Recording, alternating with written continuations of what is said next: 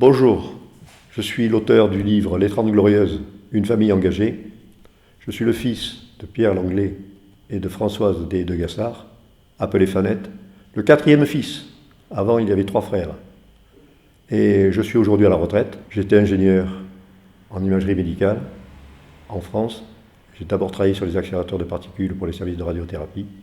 Et ensuite, j'ai participé à la conception du scanner français, qui nous avons sorti au début des années 80.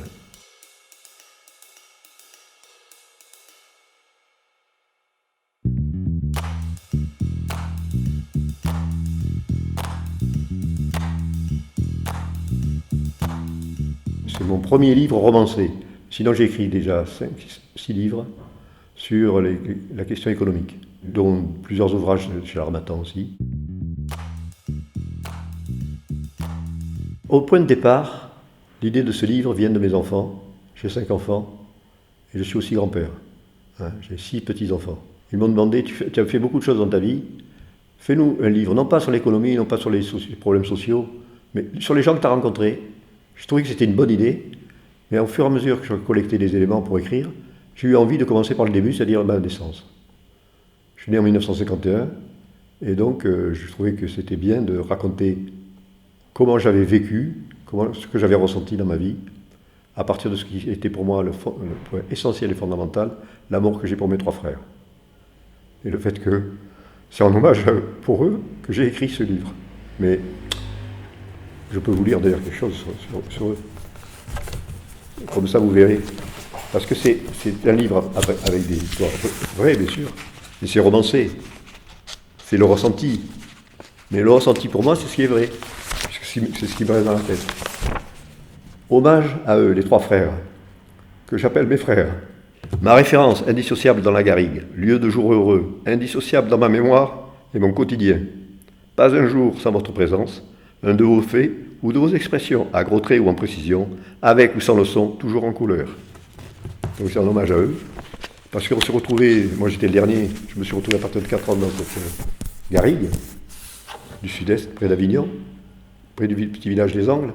La garrigue, il n'y avait personne. Il y avait une petite maison perdue au milieu des genêts qui, en l'été et le printemps, sont en fleurs, un jaune d'une beauté extraordinaire. Vous savez, ça faisait des grands bouquets. On se jetait dedans. Ça nous amortissait. On avait des jeux extraordinaires. Et mon frère aîné, bien sûr, c'était le chef des Indiens. Et comme il était beau comme un dieu, on a arpenté cette garrigue dans tous les sens pendant des années. Et on a toujours eu, tous les 4, des souvenirs incroyables. C'était la magie de cette garrigue. C'était le paradis. Et après, quand on s'est avancé dans la vie, on a vu que la vie, c'était pas exactement comme dans la garrigue. C'est un peu plus compliqué, et il y a plus d'épines que ce qu'il y avait dans la garrigue. Donc je raconte après un peu les épines. Bon, aujourd'hui, on n'est plus 4 frères, puisqu'il y en a un qui est décédé. Mais c'était le 3e. Et comme toujours, et je l'avais taquiné quelques jours avant qu'il décède, en lui disant, toi, tu regrettes d'être 3e, tu aurais préféré être 1er. Et donc tu vas essayer de nous doubler là, dans la dernière morceau de la vie, pour arriver le 1er, pour calancher le 1er, comme on dit. Et c'est ce qu'il a fait. Voilà. Mais sinon, c'était un garçon formidable, comme les autres.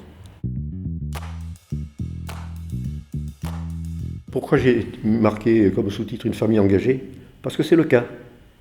Mon père et ma mère, ils sortaient de la guerre, et ils étaient dans l'Oise, qui est une région qui a ses qualités, mais qui visiblement ne les attrayait pas suffisamment. Et au niveau professionnel, au niveau du climat, ils avaient ce rêve d'aller dans le Midi. Et donc, ils sont partis, dès la fin de la guerre. On était tous militants. Mais quand on dit ça aujourd'hui, ça donne l'impression d'être embrigadé. On était embrigadé, parce que moi j'ai commencé à militer à 12 ans. À 12 ans, c'est pas spécialement des idées, c'est pas les siennes qu'on défend. Hein, c'est un peu limite. Mais en fait, on était totalement libre. Parce qu'on a vécu dans cette garrigue. Et nous, on a relativement peu souvent pointé la porte, on sautait par la fenêtre. L'essentiel pour mon père, c'est qu'il n'y ait pas trop de bruit dans sa maison, que les portes ne claquent pas, qu'on ne dérange pas. La meilleure manière de ne pas déranger, c'est de ne pas y être. Donc on était tout le temps dehors. Et dehors, on était 4 frères, on faisait ce qu'on voulait. Et donc, on a été surtout baignés par cet esprit de liberté. On était des rebelles. On était des chefs indiens, on était des Indiens. Et les Indiens, ils se reconnaissent bien le paysage. Ils utilisent le relief et ils utilisent toute leur connaissance pour les partager avec les autres. Donc on a baigné dans cette ambiance. Moi en tout cas, ce que j'en retiens, c'est cela. Et les meilleurs moments, c'est cela avec mon frère. Et après, c'est les événements forts qu'il y a dans une famille. Et mon père avait quelques principes, notamment, il n'a jamais été dogmatique. Ça l'a sauvé d'ailleurs, parce que le dogmatisme, vous savez, c'est la fin de la pensée. C'est le début des emmerdements, comme on dit. C'est la pensée qui finit. Et nous, on est plutôt sur la position de liberté totale de la pensée. Et chacun assume. Ma famille a été très investie donc, dans tous les combats sociaux et politiques en général. Et comme il n'était pas dogmatique, on était tous dans le même parti. Vous vous souvenez, je trouverai sûrement tout seul quel est le nom de ce parti. Mais il n'y a aucun d'entre nous qui est toujours dans ce parti. Par contre, on a toujours les mêmes idées. Alors, le chapitre 2 commence comme ça. Nous sommes un jeudi de l'été 1954. Sur le pont suspendu, un camion est à l'arrêt, juste au-dessus du Nil alluvionnaire, parsemé de vergers de poiriers et d'abricotiers. 2 hommes, extraits de la cabine, tentent de se saisir du bout d'un cordage virevoltant par saccades. Leurs gestes lents et maladroits font douter de l'issue de leur tentative. L'autre bout est arrimé, côté cabine du conducteur, à l'une des 2 ridelles qui posaient sur les côtés du véhicule, l'ont transformé en camion de déménagement.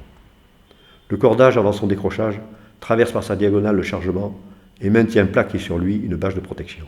Sage précaution.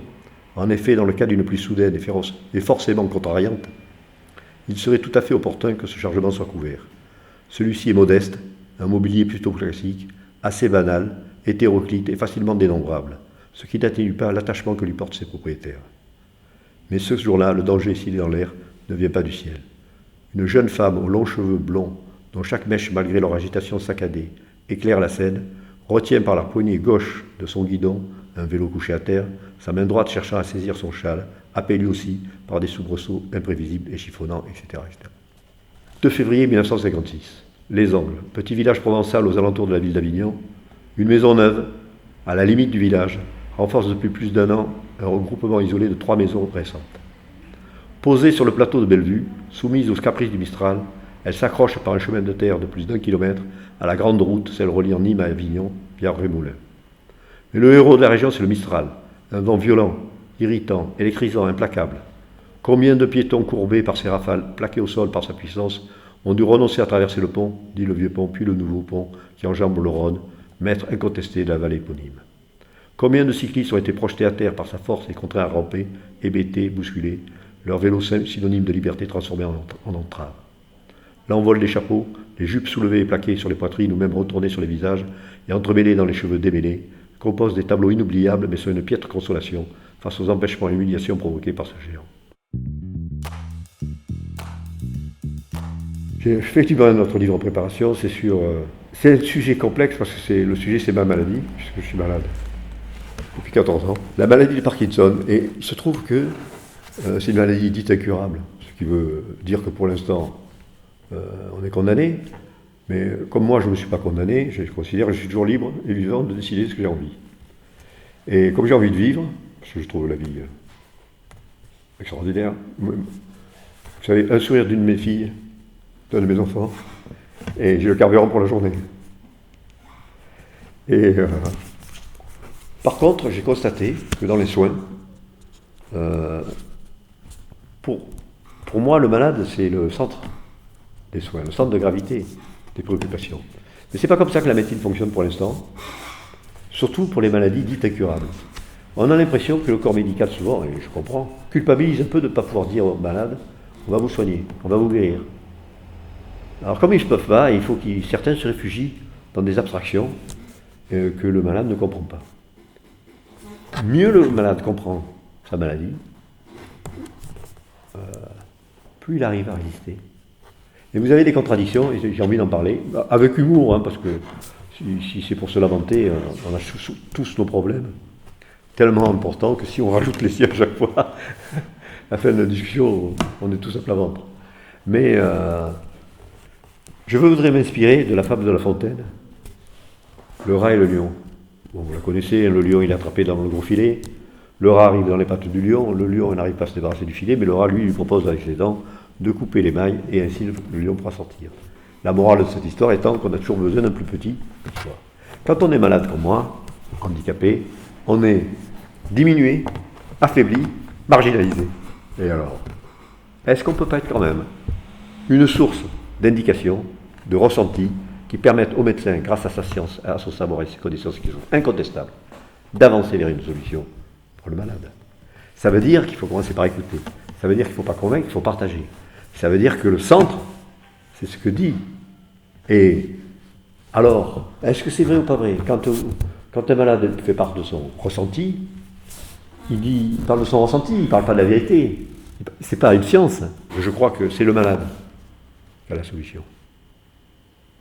Et les médecins, et le corps médical, toutes les équipes soignantes, et il y en a beaucoup qui sont très dévoués, ont pour rôle de nous apporter la connaissance que nous n'avons pas, pour que nous-mêmes, on fasse face au problème. Et il se trouve que comme cette maladie est un peu mystérieuse, parce qu'elle est très complexe, la complexité, c'est comme dans toute chose, elle a deux bouts.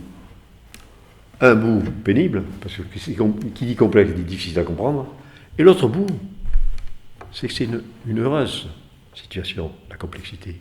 Parce que si vous avez une maladie qui varie selon 100 paramètres et non pas 2, si on peut espérer connaître 2, 3, 4 paramètres, chaque fois qu'on va connaître un paramètre, mon ordinaire et mon quotidien va être amélioré. Tandis que si j'avais une maladie avec 2 paramètres, je suis fait comme un rat, parce que qui va trouver la solution à 2 paramètres? C'est trop dur à trouver. Plus les paramètres sont nombreux, plus la solution est proche.